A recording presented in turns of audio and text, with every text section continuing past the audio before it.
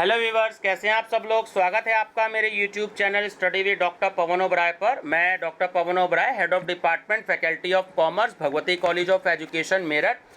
Students, ये video जो है एक्चुअली सीसीएस यूनिवर्सिटी मेरठ के स्टूडेंट्स के लिए और जो न्यू सिलेबस आया है श्री देव सुमन उत्तराखंड यूनिवर्सिटी, उन लोगों के लिए है। ठीक है, जो स्टूडेंट इस समय बीकॉम थर्ड ईयर में आ चुके हैं, क्योंकि सीसीएस यूनिवर्सिटी मेरठ का भी रिजल्ट आ चुका है और जो है देव सुमन यूनिवर्सिटी है उसके भी बच्चे जो है थर्ड ईयर में आ चुके हैं, तो उनकी क्लासेस जो है वो स्टार्ट हो चुकी हैं। तो सीसीएस यूनिवर्सिटी मेरठ में तो जो है थर्ड ईयर आता ही है BCom BA BSc third year MCQs में सन 2013 से, लेकिन देव सुमन यूनिवर्सिटी में जो है वो एमसीक्यूज जो है वो इस बार भी हुआ था और नेक्स्ट टाइम भी जो आपका होगा तो वो एमसीक्यू सीरीज़ में ही होगा।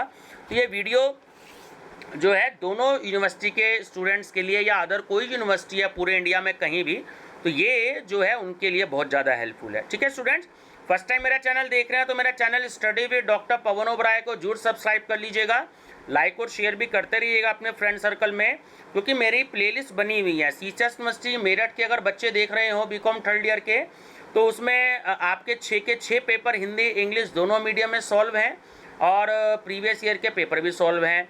और जैसे कि मैंने एक वीडियो बनाई थी लास्ट वीक कि जो भी कोई स्टूडेंट्स मेरा चैनल सब्सक्राइब करेगा तो आप जो है एक उसकी जो है पिक भेज दीजिएगा। नीचे जो डिस्क्रिप्शन बॉक्स में जो है मोबाइल नंबर दे रखा है, तो मैं सीसीएस यूनिवर्सिटी मेरठ के 6 के 6 पेपर मैं उनको सेंड कर दूंगा उनके उस मोबाइल नंबर पर। ठीक है, 3 पेपर मैंने ऑलरेडी अरेंज कर दिए हैं, बाकी के 3 पेपर मैं और अरेंज कर रहा हूँ। ठीक है, तो आप उसकी एक जो है पिक भेज दीजिएगा स्क्रीनशॉट लेकर के, तो मैं आपके उस नंबर पे भेज दूंगा। ठीक है, ये 6 के 6 पेपर बिल्कुल फ्री होंगे सीसीएस यूनिवर्सिटी वालों के लिए भी, और जो पेपर गढ़वाल में चाहिए आपके देव सुमन में तो उन स्टूडेंट्स को ही भेज दूंगा। ठीक है स्टूडेंट्स, तो चलिए स्टार्ट करते हैं। ये एक्चुअली मिक्स क्वेश्चन है, बिल्कुल एक क्वेश्चन बैंक है लगभग 525 क्वेश्चन के आसपास का। तो मिक्स क्वेश्चन है, इन क्वेश्चंस को पढ़ने से आपका पूरा रिवीजन हो जाएगा सभी यूनिवर्सिटीज़ के स्टूडेंट्स का। ठीक है, तो मैनेजमेंट अकाउंटिंग लगभग सभी यूनिवर्सिटीज़ में, किसी यूनिवर्सिटीज़ में बीकॉम में, किसी यूनिवर्सिटीज़ में एमकॉम में है। तो ये हिंदी इंग्लिश दोनों मीडियम में मैं आपको कराऊंगा। चलिए स्टार्ट करते हैं। अनुपात विश्लेषण का उपयोग कंपनी की टेस्ट पता लगाने के लिए किया जाता है।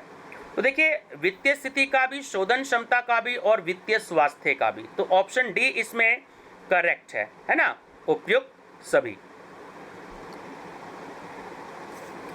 सेकेंड है कि सकल लाभ अनुपात का सूत्र है, तो ऑप्शन ए आपका इसमें सही है कि profit upon total sales into 100। आवर्त अनुपात को कहा जाता है, देखिए आवर्त अनुपात को जो है क्रियाशीलता अनुपात भी कहा जाता है। आपका ऑप्शन नंबर जो ए है वो बिल्कुल इसमें करेक्ट है। क्वेश्चन 4 की स्टॉक आवर्त अनुपात का सूत्र है। ऑप्शन ए करेक्ट है, cost of goods sold divided by average stock. प्रति अंश आय, इंग्लिश में कहते हैं हम इसे अर्निंग पर शेयर, तो इसका फार्मूला क्या होता है? तो ऑप्शन नंबर बी जो है वो इसमें आपका करेक्ट है कि earning for equity share holders divided by number of equity shares. ठीक है, एक्चुअली स्टूडेंट्स ये जो 525 क्वेश्चन लगभग हैं, मैं आपको बता दूं, ये सीसीएस यूनिवर्सिटी में आए हुए प्रीवियस ईयर के क्वेश्चन पेपर्स हैं। ठीक है, जो मैंने मिक्स करके इनको सॉल्व कर दिया। तो अगर आप इन क्वेश्चंस की स्टडी कर लेते हैं तो आप एक तरीके से पूरा जो अपने सब्जेक्ट का रिवीजन कर सकते हैं। ठीक है ना। चलिए 6 है कि आदर्श चालू अनुपात होता है, तो वो होता है ऑप्शन नंबर सी 2:1। स्टूडेंट्स, किसी क्वेश्चन में डाउट हो या by the way by chance मुझसे अगर गलत मिस्टेक हो गई हो, कोई आंसर आपको ऐसा लगता हो, तो उसके लिए मैं माफ़ी चाहूँगा। मैंने बहुत सावधानी बरती है इनको पेपर को सॉल्व करने की, ताकि कोई भी क्वेश्चन गलत ना हो। फिर भी कोई ऐसा क्वेश्चन आ जाता है कि कंप्यूटर वाले की गलती के कारण जो है वो गलत हो गया हो, तो मैं उसके लिए आपसे माफ़ी चाहूँगा। ठीक है, आप मेरे को कमेंट बॉक्स में दे सकते हैं कि सर इसका आंसर ये नहीं, ये होना चाहिए था। ठीक है ना, मैंने बहुत सावधानी बरती है कि क्वेश्चन में मिस्टेक ना हो। चलिए 7 है कि चालू अनुपात का सूत्र है, तो ऑप्शन नंबर ए करेक्ट है कि current assets upon current liabilities. ये लाइबिलिटी गलत लिखा गया, एक्चुअली लाइबिलिटीज होता है। ठीक है। 8 है कि आदर्श तरल अनुपात होता है, तो वो होता है 1:1। Option number B. 9th है कि ऋण समता अनुपात को इस नाम से भी जानते हैं, तो ऑप्शन नंबर ए जो है वो बिल्कुल करेक्ट है इसमें कि शोधन क्षमता अनुपात। क्वेश्चन नंबर 10, चालू अनुपात अगर 2.5 है और तरल अनुपात 1.5 है और कार्यशील अनुपात जो है कार्यशील पूंजी जो है वो 1,50,000 रुपये है, तो चालू संपत्तियां होंगी, तो ये होंगी स्टूडेंट्स ऑप्शन नंबर सी 2,50,000 रुपये। स्टूडेंट्स मेरी जो है ब्रेक इवन पॉइंट के नाम से इस समय मैंने प्लेलिस्ट भी बना रखी है, तो अभी तो मैं आपको डायरेक्ट आंसर बता रहा हूँ। तो जो students break even point chapter detail में पढ़ना चाहते हैं तो वो ब्रेक इवन पॉइंट की प्लेलिस्ट देख लीजिएगा, उसमें 12-13 वीडियो हैं, तो मैंने बोर्ड पे क्वेश्चन सॉल्व करके समझा रखी है। और दूसरा मैनेजमेंट अकाउंटिंग की एक प्लेलिस्ट है जो मैं क्लास में वीडियो बनाता हूँ, बच्चों को क्वेश्चन सॉल्व करवाता हूँ बिल्कुल ABCD ऑप्शन करके बॉक्स में सॉल्व करके, तो वो भी जो आप मैनेजमेंट अकाउंटिंग की मेरी प्लेलिस्ट देख सकते हैं। आजकल उसमें ब्रेक इवन पॉइंट चल रहा है चैप्टर, ठीक है ना, तो वहाँ पर आप डिटेल स्टडी कर सकते हैं। क्वेश्चन 11 है कि बहुत ऊंचा चालू अनुपात, तो ऑप्शन बी कि लाभ पर प्रतिकूल प्रभाव डालता है। 12 सकल लाभ है, तो सकल लाभ होता है ऑप्शन बी संचालन आय का संचालन व्यय पर आधिक्य। निम्नलिखित में से कौन सी पूर्ण तरल संपत्ति है, तो कैश इन हैंड और मार्केटेबल सिक्योरिटीज और कैशेट बैंक है, ये तीनों ही जो होती हैं, तो ऑप्शन नंबर डी जो है वो इसका करेक्ट है कि ये सभी। निम्नलिखित में से पूर्ण तरल संपत्ति नहीं है, तो जो स्टॉक है वो पूर्ण तरल संपत्ति नहीं होता, ऑप्शन ए करेक्ट है। अंशधारियों की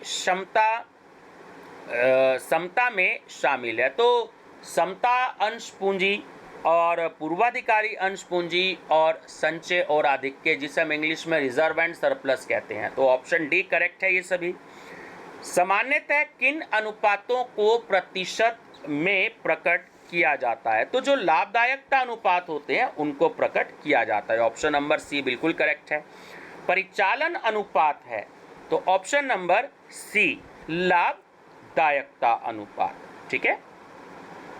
पुस्तकीय ऋणों से वसूली, तो ऑप्शन नंबर सी करेक्ट है कि चालू अनुपात पर कोई प्रभाव नहीं डालती।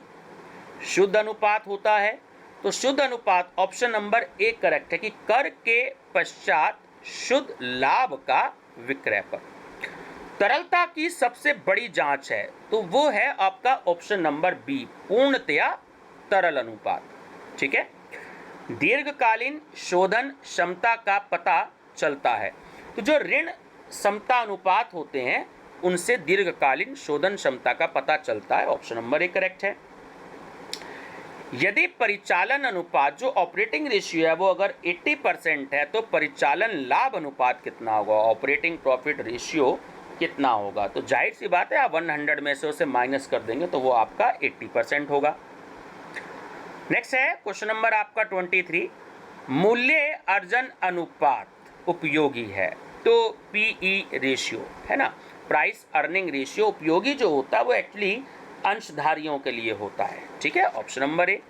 स्कंद आवर्त अनुपात की गणना में किए गए माल की लागत में डैश से भाग दिया जाता है, तो ऑप्शन नंबर ए जो है वो करेक्ट है। औसत स्कंद एवरेज स्टॉक तरल संपत्ति में शामिल नहीं होता है, तो जो पूर्वदत्त व्यय होते हैं प्रीमिलरी एक्सपेंसेस जो होते हैं वो तरल संपत्ति में शामिल नहीं होते है ना, ऑप्शन डी करेक्ट है।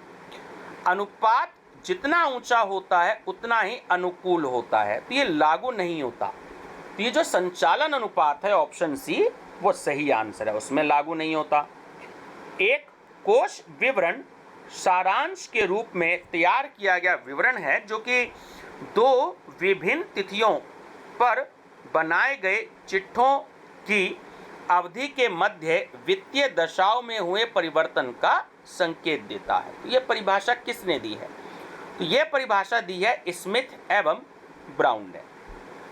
प्लांट और मशीनरी पर ह्रास है, तो ऑप्शन सी करेक्ट है कि कोषों का कोई प्रभाव नहीं है, ठीक।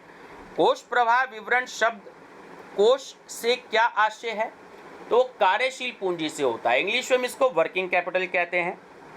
ठीक है, निम्न स्कंद आवर्त अनुपात प्रदर्शित करता है, तो ऑप्शन बी सही है, स्कंद में अधिक विनियोग तरल संपत्ति में सम्मिलित नहीं होता। तो देखिए ये दोबारा से एक्चुअली रिपीट जो क्वेश्चन हुआ है स्टॉक के इसलिए हुआ है क्योंकि जो प्रीवियस ईयर के जो क्वेश्चन पेपर्स हैं वो मैंने इंक्लूड किए हैं ना, तो वैसे तो जो रिपीट हुए हुए क्वेश्चन है उनको मैंने हटा दिया, लेकिन एक दो क्वेश्चन ऐसे जिनकी थोड़ी सी लैंग्वेज चेंज है तो वो मैंने रखा है। तो सही आंसर है उसका स्टॉक।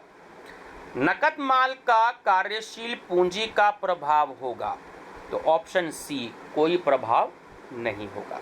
चालू अनुपात माप है, तो ये अल्पकालीन शोधन क्षमता की होती है, ऑप्शन ए करेक्ट है। शुद्ध लाभ जो ब्याज एवं कर से पूर्व होता है उसका विक्रय के साथ अनुपात है, तो वो है परिचालन लाभ अनुपात। निम्न चालू अनुपात प्रदर्शित करता है, तो ये ध्यान रखना कार्यशील पूंजी में जो कमी होती है, जो वर्किंग कैपिटल होता है उसमें कमी को प्रदर्शित करता है। ठीक है, नेक्स्ट है 36 कि कच्चे माल का क्रय कार्यशील पूंजी में करेगा, तो कच्चे माल का क्रय कार्यशील पूंजी में कोई भी प्रभाव नहीं करेगा, ऑप्शन नंबर सी करेक्ट है। स्टूडेंट्स अगर आप इसकी पीडीएफ फाइल लेना चाहते हैं तो बहुत ही नॉर्मल रेट में सारे इकट्ठे सब्जेक्ट्स के पीडीएफ फाइल जो है ये आपको सेल कर दी जाएगी। नीचे डिस्क्रिप्शन बॉक्स में आप कॉल कर सकते हैं मेरे को, लेकिन शाम को 5 बजे के बाद। तो बहुत नॉर्मल सा अमाउंट लेकर के बैंक अकाउंट में पैसे डिपॉजिट करा करके आपको जो है पीडीएफ फाइल आपको सेल कर दी जाएगी। ठीक है, चलिए नेक्स्ट है कि पूर्वाधिकारी अंश पूंजी का शोधन करेगा, तो वो कोषों का प्रयोग करेगा, ऑप्शन सी करेक्ट है। व्यापार द्वारा कमाया गया लाभ समान रूप से वृद्धि करेगा, तो किसमें करेगा? कार्यशील पूंजी में, ऑप्शन नंबर डी। प्रतिभूति प्रीमियम खाते में वृद्धि है, ऑप्शन ए सही है कि कोषों का स्रोत। रोकड़ प्रवाह विवरण जो आपका कैश फ्लो स्टेटमेंट है वो आधारित है, तो ऑप्शन ए लेखांकन की रोकड़ पद्धति पर। ठीक है, जो कैश सिस्टम होता है आपका अकाउंटेंसी का। निम्नलिखित में से रोकड़ अंतर्वाह जो कैश इनफ्लो है वो नहीं है, तो ऑप्शन डी लेनदारों में कमी। निम्नलिखित में से चालू संपत्ति नहीं है, तो जो ख्याति है आपकी गुडविल है वो चालू संपत्ति नहीं है। कार्यशील पूंजी में कमी है, तो जो ऑप्शन नंबर ए है वो करेक्ट है, कोषों का प्रयोग, ये कार्यशील पूंजी में कमी होती है। भूमि के क्रय हेतु अंश पूंजी का निर्गमन है, तो ऑप्शन नंबर डी करेक्ट है, ना तो स्रोत और ना ही प्रयोग। ठीक, निम्नलिखित में से कोषों का प्रयोग है, तो ऑप्शन बी सही है कि बैंक ऋण की वापसी। शुद्ध लाभ में गैर रोकड़ व्यय जोड़कर आता है, तो वो आता है संचालन से कोष, ऑप्शन नंबर सी जो है वो बिल्कुल करेक्ट है। यदि शुद्ध लाभ 50,000 रुपये है और गैर रोकड़ व्यय 20,000 रुपये है, नॉन कैश एक्सपेंसेस, तो संचालन कोष यानी कि फंड फ्रॉम ऑपरेशंस कितना होगा? ठीक है, तो ये होगा, दोनों को ऐड कर देंगे तो ऑप्शन नंबर ए आपका करेक्ट हो जाएगा, है ना, 70,000। और लास्ट क्वेश्चन है इस वीडियो का कि रोकड़ प्रवाह वर्गीकृत किया जाता है, तो ऑप्शन ए करेक्ट है 3 वर्गों में। ठीक है स्टूडेंट्स, तो एक के बेसिक नॉलेज के लिए मैंने आपको क्वेश्चन दिए, ये सीसीएस यूनिवर्सिटी मेरठ में आए हुए क्वेश्चंस हैं, सन 2013 के दोनों पेपर हैं इसमें, मेन पेपर भी और बैक पेपर भी, और क्योंकि उसके बाद ये पेपर सीसीएस यूनिवर्सिटी से हट गया था तो ये उसके बाद 2021 के जो क्वेश्चन है वो भी मैंने इसमें शामिल कर लिए गए हैं। तो 525 क्वेश्चंस के आसपास ये एक क्वेश्चन बैंक तैयार किया है, तो कुछ नए क्वेश्चंस भी मैंने इसमें दिए हैं। ठीक है व्यूअर्स, तो वीडियो पसंद आए तो लाइक शेयर सब्सक्राइब जरूर करिएगा, और आप ये सारे क्वेश्चंस मेरी प्लेलिस्ट में देख सकते हैं। मैं इंग्लिश मीडियम के क्वेश्चन भी बीच में आपको कराऊंगा, और सीसीएस के तो मैं ऑलरेडी पहले से करवा चुका हूँ, एक बार दोबारा से करवाऊंगा, और देव सुमन यूनिवर्सिटी के जितने भी क्वेश्चन पेपर्स हैं वो हिंदी इंग्लिश दोनों में मैं सॉल्व करवाऊंगा ऐसे यूट्यूब पर। ठीक है व्यूअर्स, तो बने रहिएगा मेरे चैनल पर study with doctor Pawan Oberoi पर। Thank you.